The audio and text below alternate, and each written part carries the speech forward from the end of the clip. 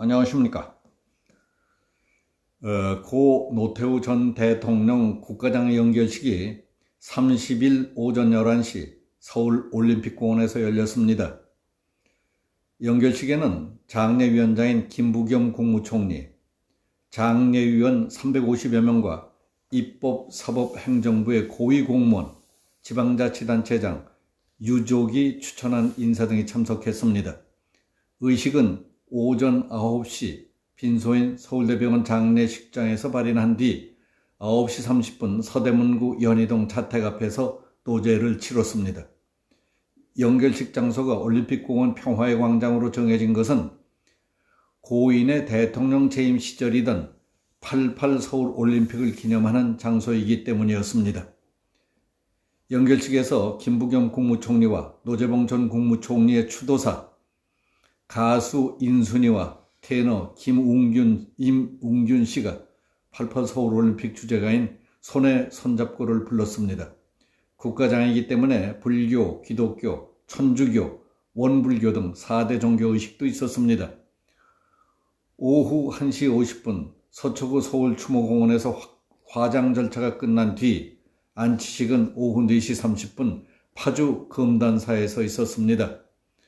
노태우 대통령의 국가장은 코로나19 방역 상황을 고려해서 2015년 김영삼 전 대통령의 장례위원 2222명의 7분의 1 규모로 축소됐으며 문재인 대통령은 유영민 비서실장을 보내 조의를 표하고 28일 유럽 방문을 위해 부인 김정숙 여사와 함께 출국했습니다.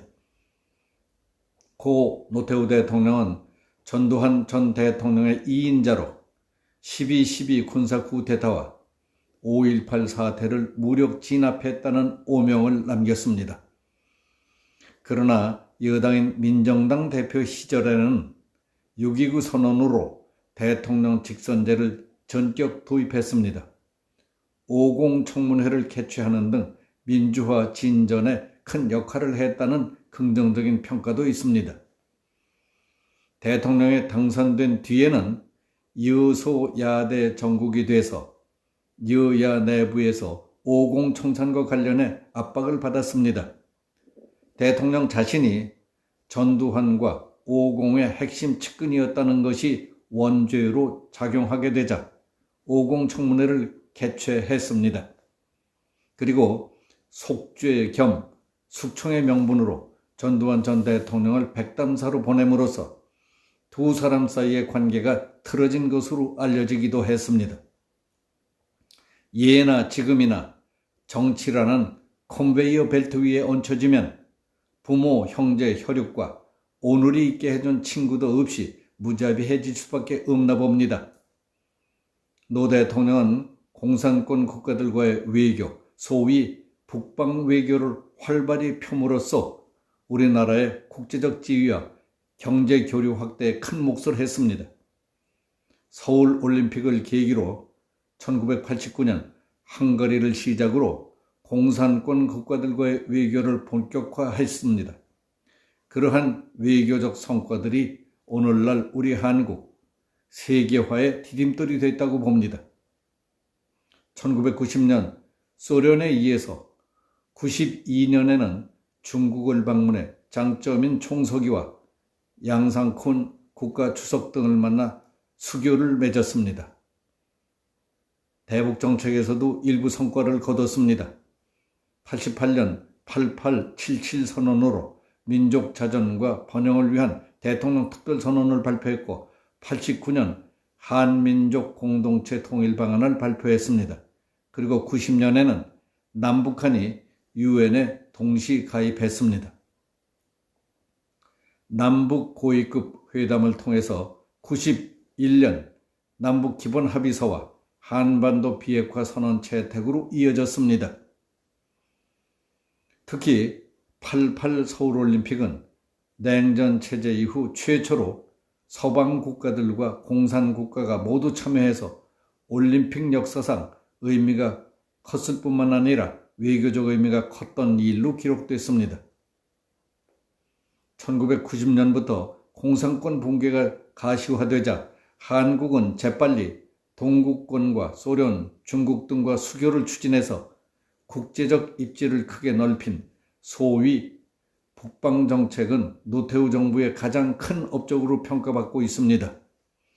또 91년 대선 공약이었던 전시 작전 통제권 회수를 추진해서 김영삼 정부 때 평시 작전 통제권을 환수했습니다. 남북 고위급 회담을 통한 조율로 남북한의 국제연합 동시 가입을 성취한 것 역시 큰 성과였습니다. 노태우 정권 5년 동안 우리나라 경제는 연평균 8.5%의 고속 성장을 기록했습니다.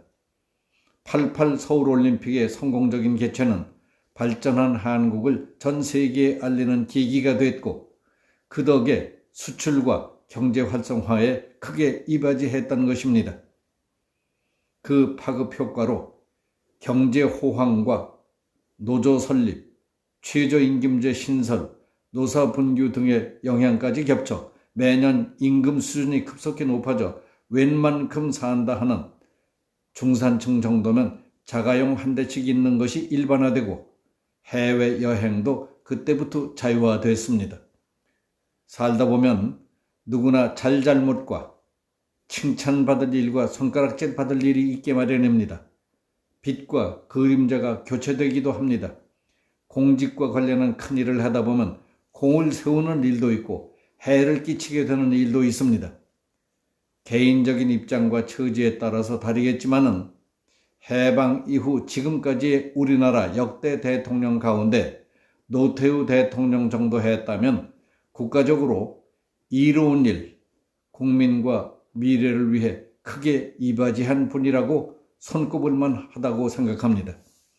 그 많은 일들 가운데 잘못한 것, 흠이 될 만한 것만 파헤칠 일이 아니라고 봅니다. 아드님 노재헌 씨는 노 전 대통령의 유언에 대해서 대통령을 하셨고 책임이 많아서 잘하신 일, 못하신 일 다 본인의 무한 책임이라고 생각하고 계셨습니다.